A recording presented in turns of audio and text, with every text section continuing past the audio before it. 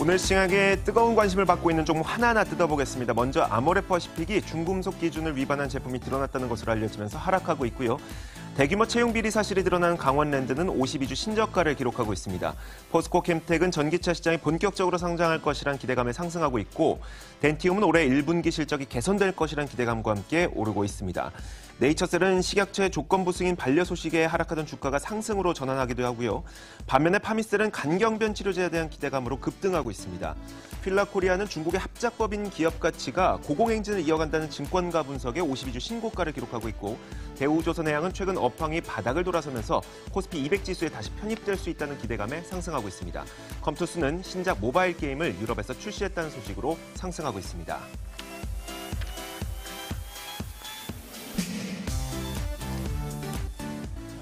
자, 이 종목들은 왜 오르고 왜 내렸는지 저희가 MTN 힌트 이상로 전문가와 함께 이야기 나눠보도록 하겠습니다. 어서 오세요. 네, 반갑습니다. 반갑습니다. 자, 먼저 첫 번째로 이거 안 볼 수 없을 것 같아서 일단 네이처셀과 그리고 파미셀을 한번 비교해 볼게요.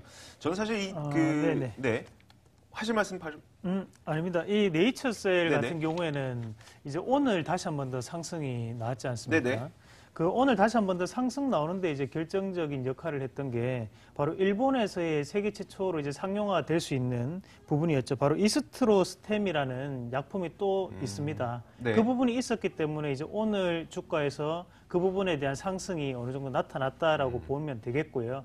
대신에 어제 급락이 나타났던 이유는 바로 그전에 있었던 조인트 스템에 대한 부분 자체가 급락을 형성했다라는 부분이었겠죠. 그래서 조건부 허가를 신청을 했지만 거기에 대한 부분 자체가 무산이 되었기 때문에 지금 주가는 빠졌었다라고 보면 되겠고, 그리고 지금 이 조건부 신청을 할 때 이제 세부적인 내용을 우리가 좀 아는 게 중요한데요. 네네. 실질적으로 이제 임상이라고 하면 우리가 다수에 대한 어느 정도의 임상 결과를 보고 뭐 통계 자료를 쓸 수가 있는데, 사실상 그 임상에 대한 부분이 12명이었습니다. 그럼 우리가 이 부분 자체를 좀 더 자세하게 알고 있었다면 네네. 당연히 조건부에 대한 허가가 안 나올 확률이 높았구나라는 부분을 미리 알 수가 있었는데, 그런 부분이 조금 아쉽다고 말씀드리겠고요.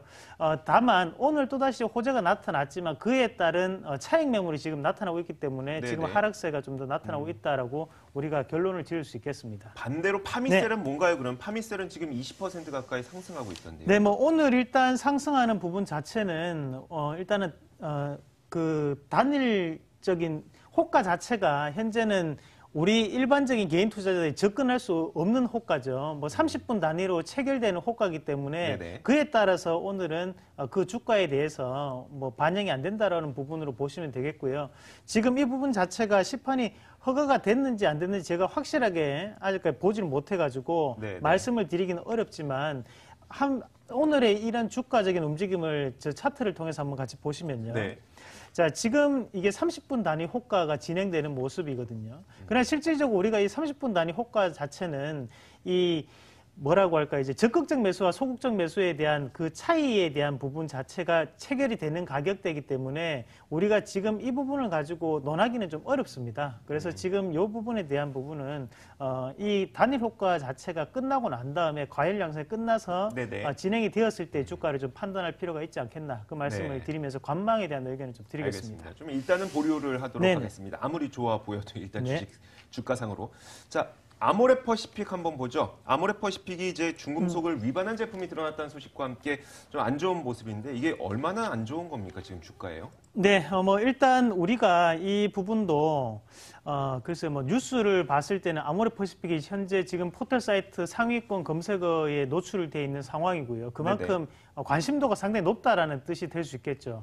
또 한 가지를 본다면 이제 중금속이 노출이 된 부분이기 때문에 상당히 치명적이라고 우리가 판단할 수 있습니다. 그런데 우리가 이 화장품 업종에 대한 법령을 우리가 좀 더 살펴보실 필요가 있습니다. 자, 국가에서는 이 화장품 업종에 대해서 제조업자와 판매업자 이 두 가지로 나눠서 판단을 하거든요. 그럼 우리가 흔히 이제 제조 판매업자 같은 경우에는 한국콜마라든지 아니면 코스맥스 같은 ODM이나 OEM을 생산할 수 있는 기업을 뜻하는 부분이고요. 판매업자 같은 경우에는 말 그대로 생산한 부분 자체를 자기네들이 판매할 수 있는 브랜드 네임을 가질 수 있는 업체를 우리가 판매업자라고 합니다. 그러면 실질적으로 이 아모레퍼시픽에 들어가는 제품들 대부분이 위탁 생산을 거치고 난 다음에 들어오는 제품들이거든요. 그러면 실질적으로 이 한국콜마라든지 아니면 코스맥스의 위탁 생산을 맡긴 제품도 있는 반면에 또 다른 업체에 또 맡긴 제품들도 있다라는 거죠. 네네. 지금 같은 경우에는 이 문제가 됐던 제품 자체가 바로 화성 코스메틱이라는 업체에 위탁 생산을 맡겼던 부분이었기 때문에 직접적인 이 아모레퍼시픽에 대한 문제가 대두된다라고 보기보다는요, 그 업체에 대한 위탁 생산을 받았던 업체가 문제가 될 수 있겠고, 그러면 결국에는 좀 더 큰 ODM이나 OEM 기업에 대한 발주 물량이 좀 더 늘어날 수 있다는 부분을 봤을 때는 한국콜마라든지 코스맥스가 좀 더 안정적인 측면에서 주가에 대한 부양 가치가 있다라고 우리가 좀 더 판단할 수 있겠습니다. 그런데 아모레퍼시픽은요, 우리가 아무리 예를 들어서 온라인 쇼핑몰에서 예를 들어 11번가에서 우리가 물건을 샀을 때 물건에 문제가 있습니다. 그러면은 11번가에다가 하소연하잖아요. 아모레퍼시픽에다 하소연하면서 아모레퍼시픽 실적이나 주가에 안 좋은 영향이 있지 않을까요? 네, 물론 그런 부분도 있겠죠. 하지만 실질적으로 이 아모레퍼시픽에서 생산하는 제품 단위에서 이번에 문제가 됐던 게 바로 아립다움이라는 라인이었는데요. 그 라인 자체에서도 어떤 제품에 대해서는 이 한국콜마에서 생산을 하고 어떤 제품에 대해서는 이 화성코스메틱에서 생산을 한다는 거죠. 그래서 우리가 무작정 이 아모레퍼시픽에 대한 주가가 지금부터 안 좋아질 것이다라고 보기보다는 그런 기업 차원에서 해명이 나타날 확률이 높다라고 저는 판단합니다. 그래서 지금의 주가적인 부분에서도 어느 정도에 대한 이 낙폭을 줄이는 부분도 이런 회사 측에 대한 이런 반영이 되고 있는 부분이 아닌가 그렇게 좀 추측할 수 있겠습니다. 주가 전망은 저희가 세 가지 선택권들이잖아요. 어떤 거 선택하시겠어요? 저는 좋아요 의견을 드리겠습니다. 일단 이 단기간에 중급속에 대한 노출이 되었다는 부분은 악재로 여겨질 수가 있는 부분이지만 결국에는 큰 파이, 그러니까 중국이라든지 아니면 정부 정책인 신남방 정책에 대한 부분을 봤을 때는 여전히 긍정적이거든요. 그런 부분에서 판단한다면 여성분들은 아실 거예요. 이 아모레퍼시픽이라는 회사 안에 어떤 브랜드가 엄청나게 많다는 것을 알고 계실 거고요. 그런 부분에서 본다면 이 아모레퍼시픽의 주가는 좀 더 올라갈 여지를 남겨두고 있다. 그렇게 말씀드리겠습니다. 네, 알겠습니다. 자, 이어서 강원랜드 한번 보겠습니다. 채용비리 스캔들 때문에 몇 명이 이제 또 짐 싸갖고 나가야 된다고 합니다. 그러면서 또 강원랜드가 52주 신저가를 기록하기도 하고 있는데 사실 그 채용비리 있기 전부터 하락해서 이걸 왜 하락하고 있는 겁니까? 네, 처음부터 하락했던 부분은 바로 그 채용집 사장이 지금 불구속에 대한 기소가 되면서 조사가 들어가면서부터 주가가 하락하기 시작했고, 지금 같은 경우에는 이 강원랜드 주변에 이제 압수수색이 꾸준히 들어가고 있고요. 그 채용 비리가 사실로 드러났기 때문에 주가에 큰 영향을 미치는 부분이거든요. 자, 하지만 우리가 이 부분에 대해서 좀 더 세부적인 내용을 들여다볼 필요가 있겠는 게, 결국에는 직원이나 임직원들에 대한 채용 비리가 이루어졌다라는 것은 정부에서 좀 더 추가적인 조사가 나타날 수 있겠고, 그럼 결국에는 회계상부에 대한 조사까지도 이루어질 가능성, 그럴 가능성을 좀 더 열어놓고 판단을 해야 되는 부분이 아닌가, 그렇게 보는 게 맞겠고, 그럼 결국에는 이 강원랜드의 주가 자체가 현재는 악재에 대가 나왔을 때는 우리가 기회로 작용을 할 수 있다라는 얘기를 하는데요. 지금은 이 악재를 좀 더 지켜보는 부분이 필요합니다. 그래서 지금은 지하가 몇 층까지 뚫려 있는지 아무도 모르지 않습니까? 그래서 제가 그런 가능성을 미리 언급을 해드렸던 부분이기 때문에 이 기업에 대한 부분 자체는 저는 아직까지는 나빠요에 대한 의견을 드리도록 하겠습니다. 나빠요 의견을 주셨습니다. 사실 계속 하락하고 있어서 이거 차트 보는 건 좀 무의미하겠죠? 네, 그죠.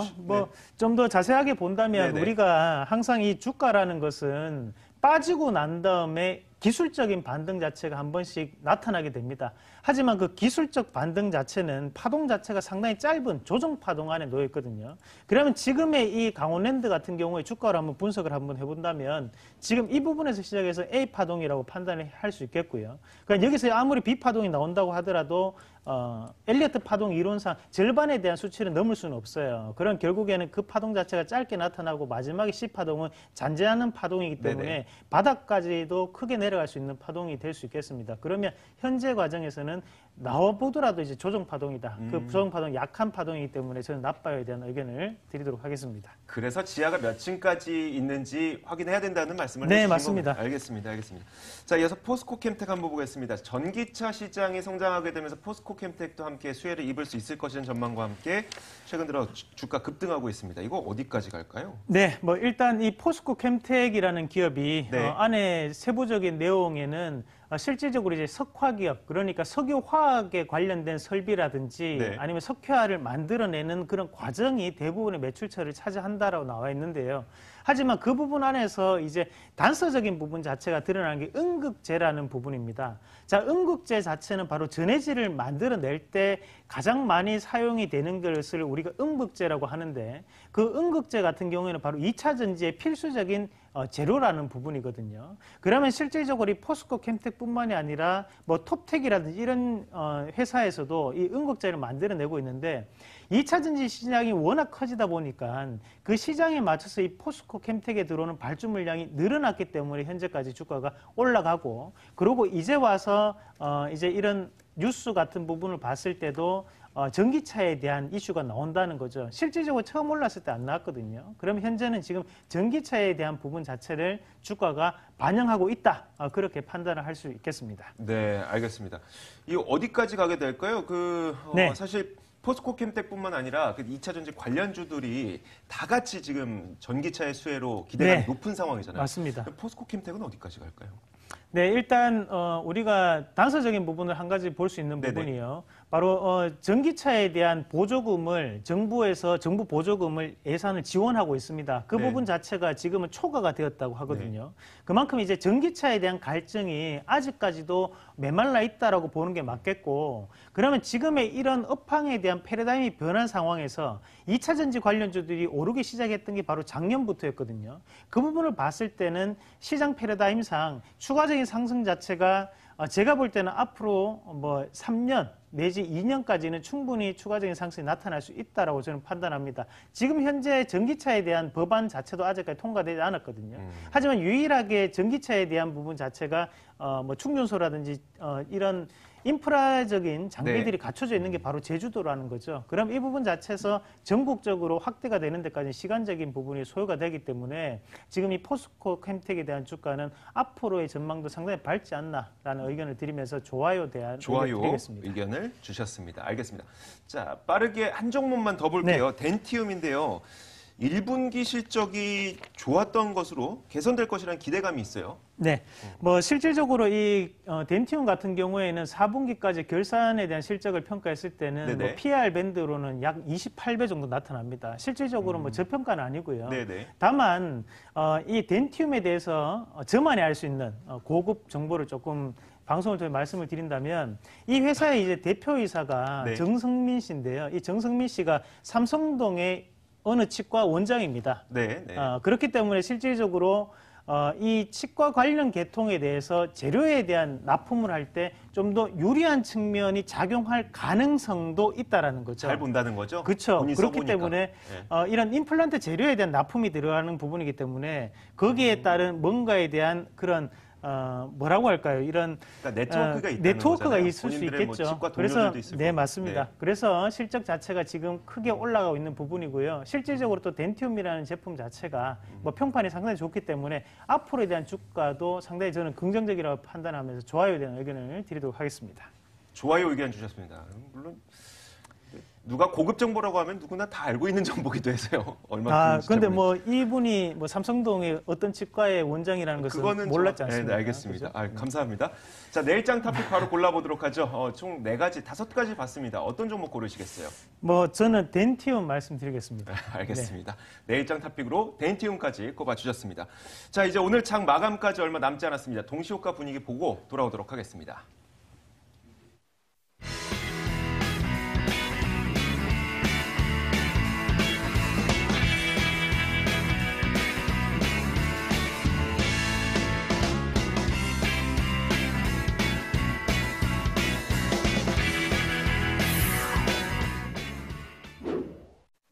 네, 건망세 보이던 우리 시장 장 후반 들어서 탄력을 보이면서 일제히 빨간불 켜고 있습니다. 동시효과 상황 함께 확인해 보시죠. 코스피 지수 2,450선대에서 흐름을 보이더니 지금 상승 전환에 성공하며 2,484선에서 마감을 준비하고 있고요. 코스닥 지수 역시 전약 후강 장세입니다. 이제 지금 890선에서의 마감 준비하고 있습니다. 동시효과 상황이었습니다.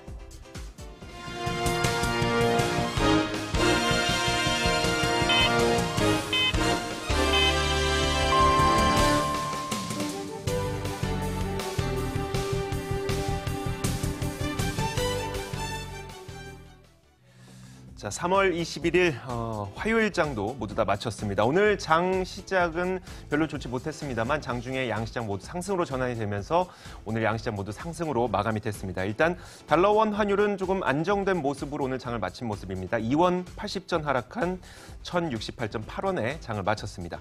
자, 그럼 주식시장은 어떻게 마감이 됐는지 마감 종가 하나씩 확인해 보도록 하겠습니다. 먼저 코스피 시장인데요. 0.42% 오른 채 장을 마쳤습니다. 2,485.51까지 오른 채 마쳤고요. 코스닥 시장은 상승 탄력을 확대하더니 1% 넘게 올랐습니다. 890.39에 오늘 장을 마쳤습니다. 자, 수급 상황 살펴보도록 하겠습니다. 먼저 코스피 시장을 보면요. 기관의 1,756억 원의 매수세, 외국인의 2,355억 원의 매도세가 나타났지만 그래도 기관의 매수 덕분에 지수는 오른 채 마쳤습니다. 코스닥 시장도 한번 살펴보도록 하죠. 조금 엇갈리는 모습입니다. 외국인이 매수한 반면에 기관이 매도를 하는 모습이고요. 외국인의 매수세가 738억 원 기록이 되면서 시장의 상승 탄력을 키워주는 모습이었습니다. 자, 업종별로 한번 살펴보도록 하겠습니다. 먼저 코스피 시장에서 가장 크게 상승했던 업종은 의약품 업종과 운수장비 업종, 그리고 종이 목재 업종이었습니다. 오늘은 중공업 관련주들이 좀 잘 올랐습니다. 그리고 자동차 부품 업종들이 좀 잘 오르면서 운수장비 업종이 1.6% 올랐고요. 그 아래로 서비스 업종도 1.2%, 증권 업종도 좀 올랐습니다. 코스닥 지수도 상승했던 업종을 한번 살펴보도록 하죠. 셀트리온 헬스케어가 오르면서 유통업종이 3% 넘게 올랐고요. 다른 제약 바이오 업체들도 오르면서 제약 업종이 2.8%, 디지털 콘텐츠가 2%대, 섬유 의류와 그리고 출판 매체 복제도 약 2%대의 상승을 기록한 채 오늘 장을 마쳤습니다. 자, 3월 21일 화요일 마감 종가 확인해 봤습니다.